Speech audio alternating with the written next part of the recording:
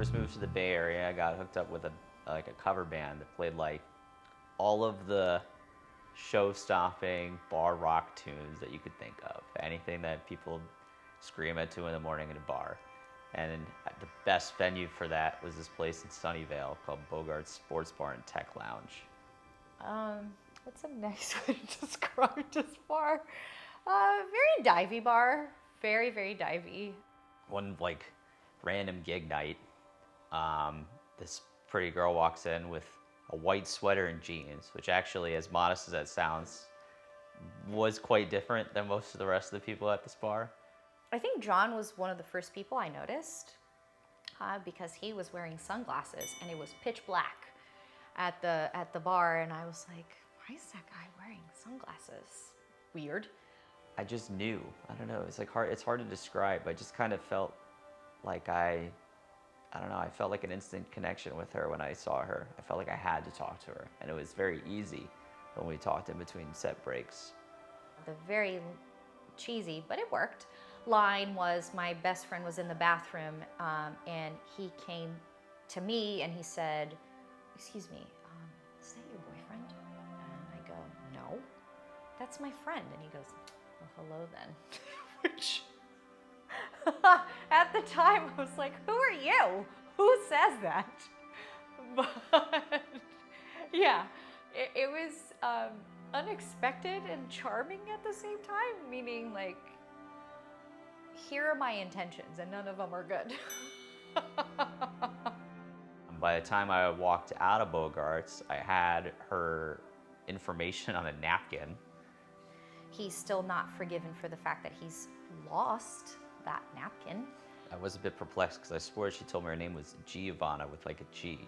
I thought maybe I made a mistake, and I was like, oh, maybe she gave me more credit than I was worth because she spelled her name with a D. I was like, oh, maybe she's not gonna call me back again. But I was pretty persistent after that. I really wanted to see her again, and that led into the first date. So we met up at a place in Redwood City I liked. It was like a gastro pub. He asked me what I wanted, and I said old-fashioned because it's usually my cocktail go-to. And he's like, he does this thing where he goes, really? And I said, yeah, really, that's what I like.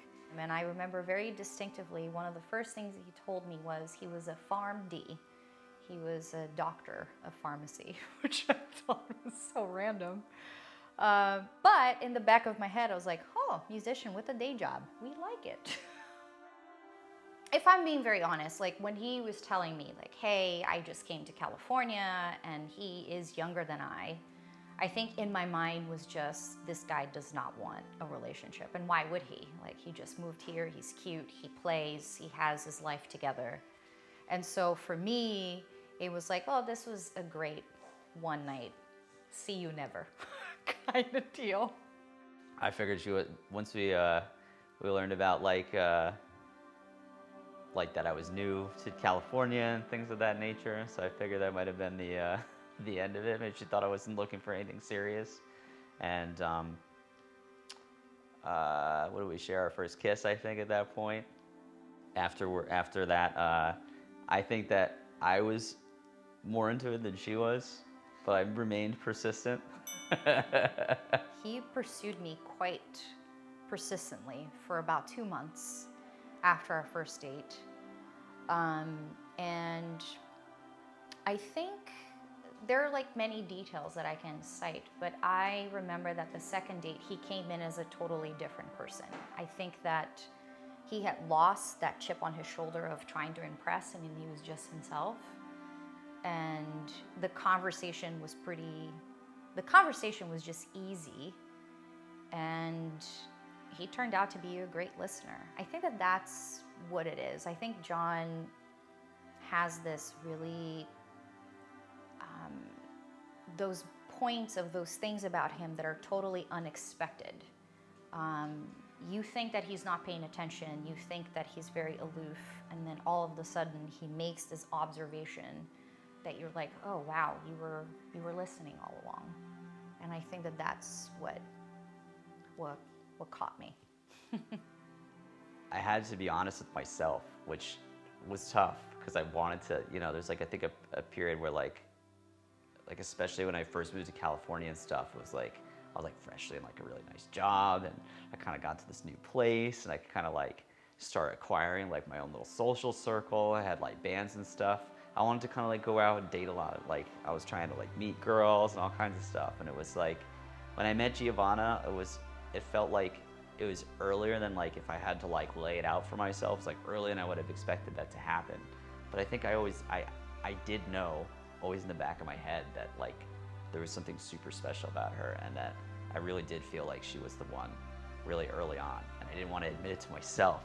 And so I fought with that for a long time. Even like when I wanted to make her my girlfriend and stuff, I have to admit, like, I didn't want it to happen as early as it did, but I knew that it had to happen, if that makes sense. Like I was just compelled at that point, that like it felt like she walked into my life for a reason. I think I was very honest with him from the get-go. I think he and I were in somewhat different places when we met, where I think he wished he could milk it, being single and kind of doing his thing for a little longer. And I was very sure that I was ready to commit, to have a family. And so I had very little time, and I was very honest from the get-go that I didn't want anything casual.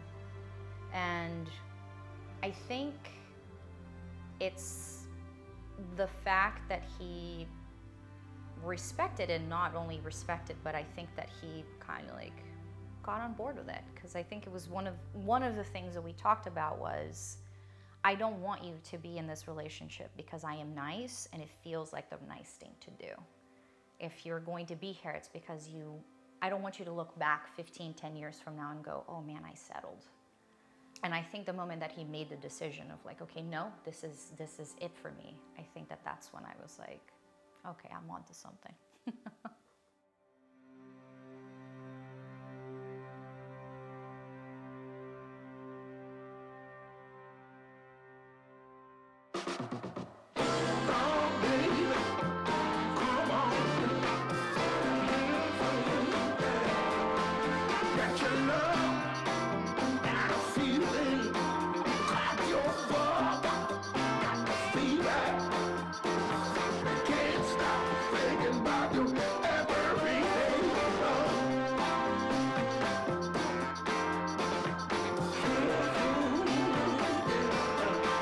We have a new name for the coronavirus. The World Health Organization has officially called it COVID-19. A Washington state resident fell ill after returning from Wuhan, China. Breaking news, the first death from coronavirus here in the United States. Tonight in California, as COVID cases skyrocket and open ICU beds drop to critically low levels, a new lockdown has been triggered for 33 million people. So I think COVID in itself was really rough for everybody, and I think it was really rough for folks who were trying to get married. But I think the biggest hit for me was that my cousins, who I'm very, very close with, had planned on being here, and they had never been here. So I've been here for 20 years now, and it just never worked out for them to be here. And so when John and I got engaged, a couple of months later, they did tell us like, hey, we got our visas, we're coming for the wedding. Which was, I mean, it was mind-blowing that they would all be here and we would all be together. And so when COVID hit, we figured out that they wouldn't. Eventually, the borders closed and they weren't able to make it. For me, that was the most difficult part. I think that there was all of the other logistics that you can think about of, are we gonna have a wedding? What kind of wedding are we gonna have? Is it gonna be inside or outside? Is it gonna be a number of people? Are there gonna be any more restrictions? But the lack of family, which I think it's such a big part of being an immigrant, right? Because you go through all of these things and your family's just not there. And knowing that my family could have been there and they didn't, that was hard. The first date was May 20th, 2020. And then the second time was May 22nd in 2021. We delayed by a year. And then when it was like December 2020, it was either December or January 2021, we looked at things, we were watching the news, doing our research, and we thought, this is not gonna happen in May. And so the next 3-day weekend was September. And so that's how we came to be September 3rd.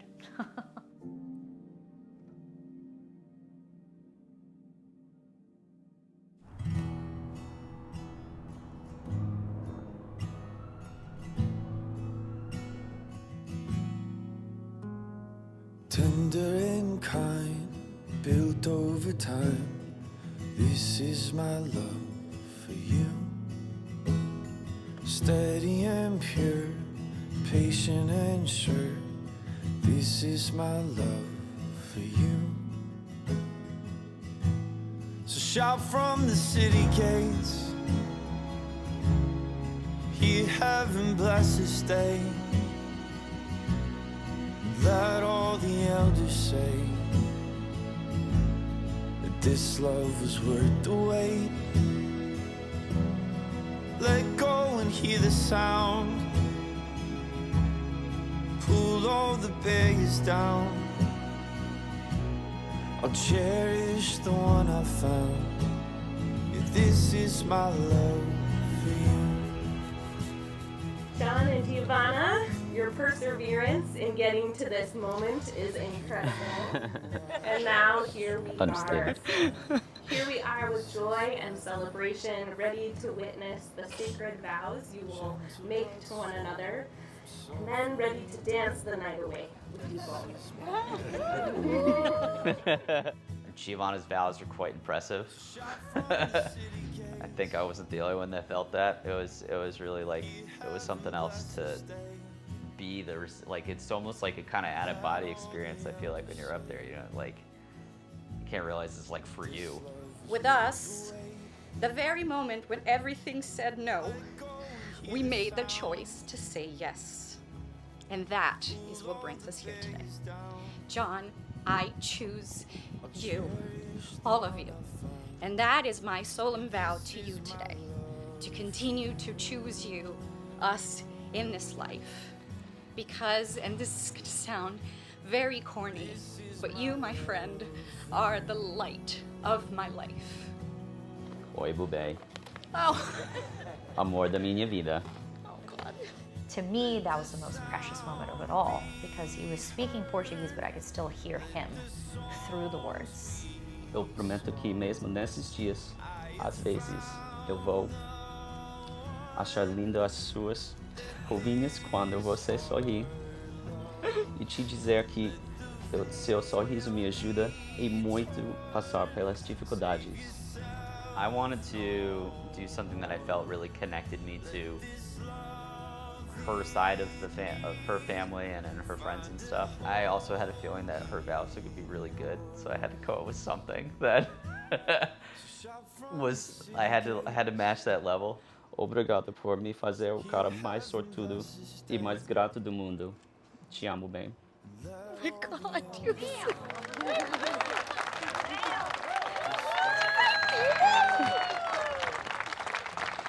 Oh my God! I got a good one. Excuse me. John and Giovanna, you have pledged your love and commitment to one another through vows and the giving and receiving of rings before your community and God. It is my joy and privilege to pronounce you husband and wife. Beloveds, you may kiss.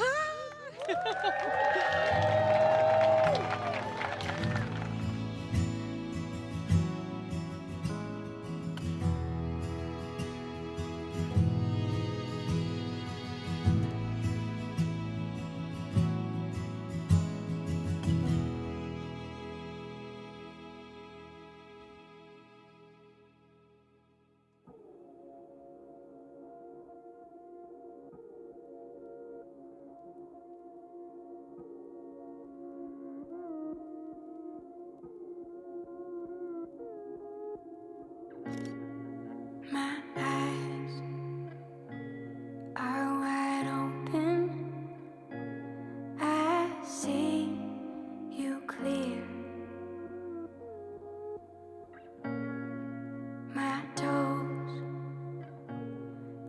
the same flaw our world has been shaken on. Oh, what's your soul saying? Oh, is your world changing? Oh, what's your soul saying? Oh, is your world changing? Your face tells me always things your mouth often spares. And I hope you know I do what it takes to bring joy into your day. Oh, what's your soul saying? Oh, is your world changing? Oh, what's your soul saying? Oh, is your world changing? Oh, my eyes are wide open. I see you clear. My toes touch the same floor our world has been shaken on.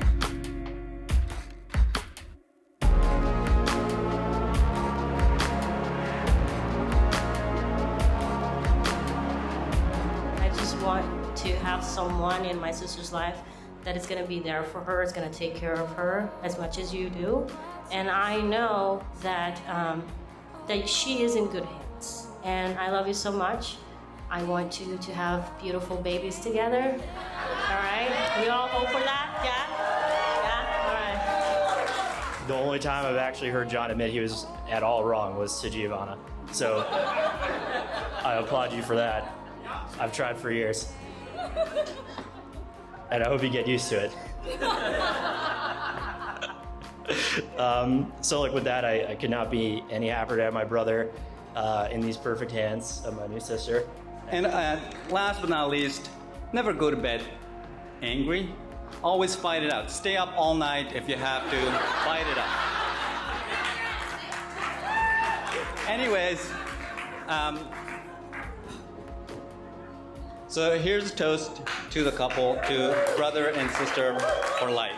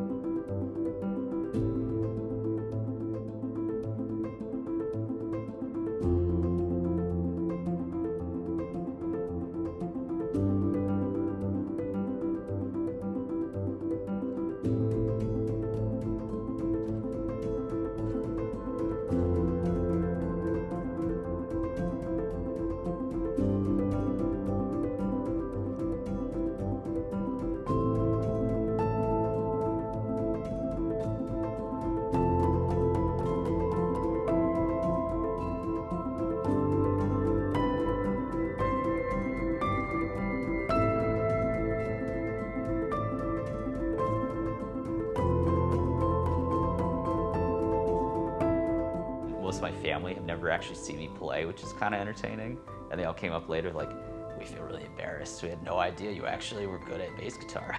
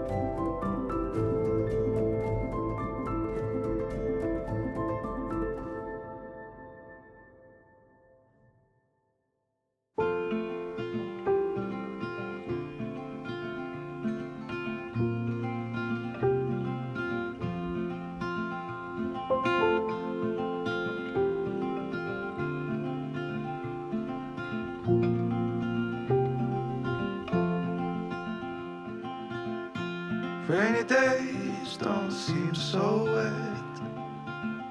Stormy nights don't stay. From the moment that we met, you were worth the wait. Oh, this could be the best thing that I'll ever know.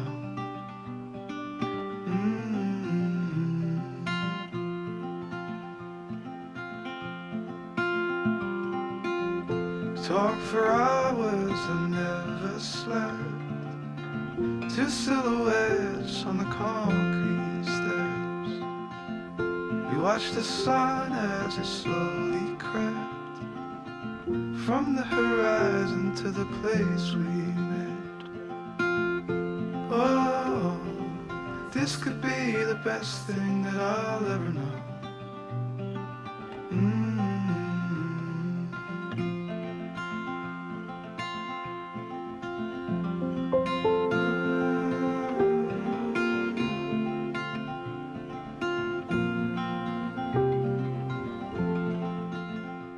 I'm an Esther. Like, John loves the adventure, and so we got to a point where I just told him, I need a home of my own. I need to be in my kitchen with my things, with the routine, where I come home to a certain place.